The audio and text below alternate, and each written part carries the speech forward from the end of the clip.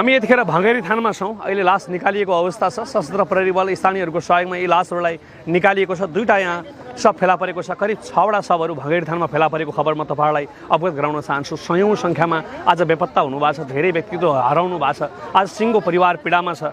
तपाईँहरूको व्यक्तिहरूको लास धेरैले भन्नुभएको छ फोटो देखाइदिनुहोस् भन्नुभएको छ। फोटो देखाउन हामी असमर्थ छौँ। तपाईँहरूले थप बुझ्न चाहनुभयो भने जिल्ला प्रहरी कार्यालय चितवनमा सम्पर्क गर्नुहोला या सुरक्षा निकायलाई खबर गर्नुहोला। आफ्नो मान्छेहरूको पहिचान गर्नलाई तपाईँले राज्यको निकायसँग जोडिन आग्रह गर्छु। अहिले सामाजिक सञ्जालमा हामीले फोटो सार्वजनिक गर्दै गर्दा उहाँहरूका आफ्नो इष्टमित्रहरूलाई कति पीडा पर्छ। आज आफ्नो मान्छेको यस्तो अवस्थामा छेदविच्छेद अवस्थामा फेला परेको शवले सायद परिवारलाई पीडा दिन्छ भन्ने हिसाबले हामीले कुनै पनि तस्बिर सार्वजनिक गर्दैनौँ। यसका बारेमा तपाईँहरूले थप बुझ्न जिल्ला प्रहरी कार्यालय चितवन, मैले बारम्बार भनेको छु, चितवनमा फेला परेका शवहरूको बारेमा तपाईँहरूलाई पहिचान गर्नु छ, आफ्नो मान्छेहरूको पहिचान गर्नु छ भने हाम्रो सरकारलाई सम्बन्धित निकायमा खबर गर्न आग्रह गर्छु। र स्थानीयहरू, आदरणीय दाईहरू, सबैजना सिङ्गो समाजले जुन मानवताको कर्म गरेको छ यसका लागि धन्यवाद।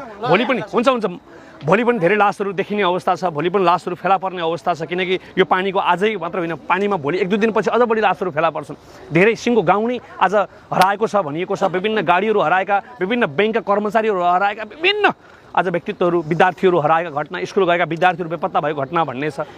यहाँ मात्रै 6वटा लास, करिब अहिले 20-25वटा लास सरदर यो आसपासमा, चितवन आसपासमा फेला पर्यो भन्ने छ। यो नारायणी आसपासमा 20-25वटा लास त यहीँ फेला पर्यो। अब पर कति होला, अझ पर कति होला। त्यस कारणले सयौँ व्यक्तित्वलाई आज सिङ्गो देशले गुमाएको छ। कोही आशा लाग्दा व्यक्तिहरू गुमाएको छ, कोही पर्यटकहरू गुमाएको छ।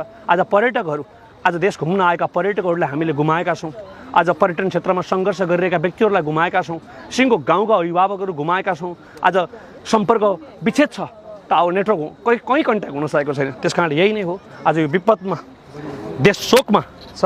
यो शोकमा सबैले आफ्नो तर्फबाट नागरिकको भूमिका निर्वाह गरौँ, सरकारलाई सहयोग गरौँ, सुरक्षा निकायलाई सहयोग गरौँ। यहाँ तेरो मेरो होइन, शोकको घडीमा राजनीतिक आस्थाभन्दा माथि उठेर यो सरकार सम्बन्धित निकायलाई सहयोग गरेर यो विपदलाई चाँडै पार लगाउने अवस्था सिर्जना हुन सकोस् र यी अरूभन्दा पनि यी व्यक्तिहरूको पहिचान हुन सकोस्। यी व्यक्तिहरूको अन्तिमचोटि भए पनि आफ्नो परिवारले अनुहार हेर्न पाओस्। अन्तिमचोटि श्रीमतीले श्रीमानलाई हेर्न पाउन्, बाले आमा भेट्न पाउन्, छोराले आज आफ्नो घरको अभिभावक भेट्न पाउन्। एकचोटि आफ्नो मान्छेलाई अङ्कमाल गरेर हाम्रो संस्कार अनुसार उनीहरूले अन्त्येष्टि गर्न सकुन्। त्यति हो। अब जीवित त ल्याउन सकिन्न। अब एउटै चाहना हो, यी लासहरू परिवारले पहिचान गरेर कम्तीमा अन्तिमचोटि आफ्नो बा आमा, आफ्नी श्रीमती, आफ्नी छोरी, आफ्नी श्रीमान, आफ्ना भान्जा भान्जीलाई अङ्कमाल गरेर सदाका लागि बिदा गर्न सकोस्। मानवताको मूल्यभन्दा ठुलो मूल्य संसारमा केही पनि छैन। देश शोकमा छ। यो शोकमा कसैले लासमाथि राजनीति नगरौँ। देशलाई शोकमा साथ दिउँ, सरकारलाई साथ दिउँ, राज्यका हरेक निकायहरूले भनेका कुराहरूलाई मनन गरौँ, सुरक्षा निकायहरूले भनेका कुरालाई मानौँ, विपद व्यवस्थापनको कुरालाई मानौँ। अफवाह मिडियामा आज अतिरञ्जित हुने खालका खबर, यस्ता लासहरू कसैले पोस्ट नगरौँ। कसैले खुट्टा ल्याएका पोस्टहरू गरिएको छ, कसैले टाउको बोकेको पोस्ट गरिएको छ। यस्ता चिज नगरिदिन आग्रह गर्छु प्लिज।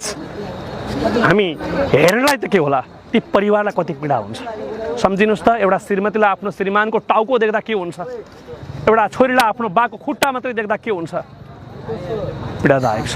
प्लिज, मानवीय कर्म, मानवीय धर्म एक संसारको कर्म हो।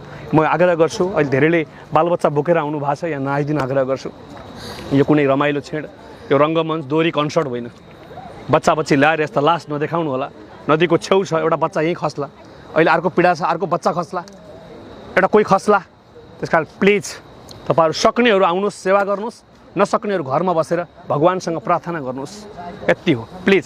यो अहिले रमाइलो जस्तो गरेर दिदी होइन, नातिलु। त्यस कारण सबैले कर्म गरौँ, सबैको राम्रो होस्, देशलाई यो विपत्ति नपरोस्। अझै पनि पानीको मात्रा फेरि पनि हिम पहिरो पर्ने रे, आउने रे भन्ने पनि भनिएको छ, पुरा आएको छैन रे। त्यस कारण अझै पनि के हुने हो थाहा छैन।